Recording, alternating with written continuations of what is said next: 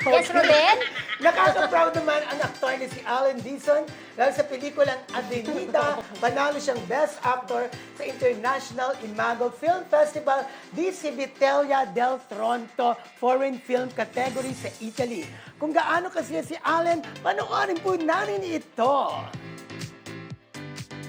Gusto ko lang pasalamat sa aking pagkapanalo sa International Imago Film Festival de Civitella del Tronto. Yan. Maraming salamat po siyempre sa aking director, kay Direk Louie Ignacio.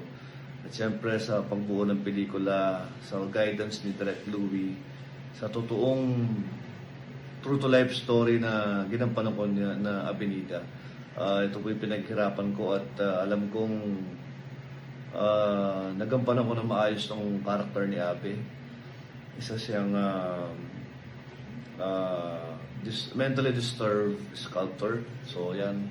At siyempre, pasalamat ako din sa mga joke ko din, si Evangelista, siyempre sa Leon, live producer, and siyempre sa BG Production, kay Madam Baby Go. Yan. Maraming salamat po.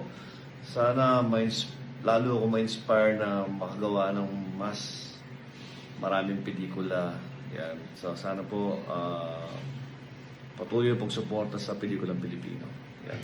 Ang galing naman. Congratulations Oo. naman kay Alan Dizon, di ba, para sa Best Actor sa pelikulang Avenida yan. Avenida. Oo. Alam mo, nakakatuwa pag may mga kababayan tayo na nananalo sa ibang bansa, Yes. di ba?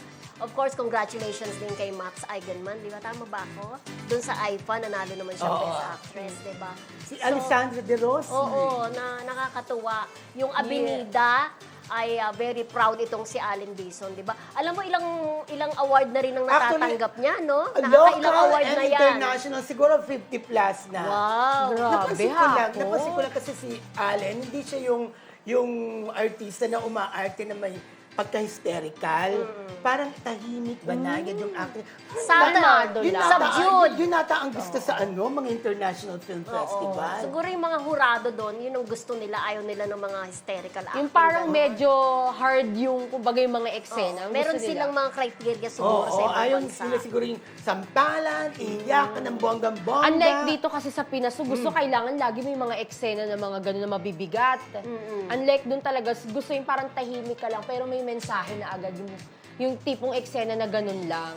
At ang swerte-swerte rin talaga ni Allen, di ba? Oo, from Kapag ka pinapadala talaga yung pelikula niya sa ibang bansa, hindi pwedeng wala siyang award. At saka layo na narating niya from sexy actor na hindi niya ikinahihiya, di ba?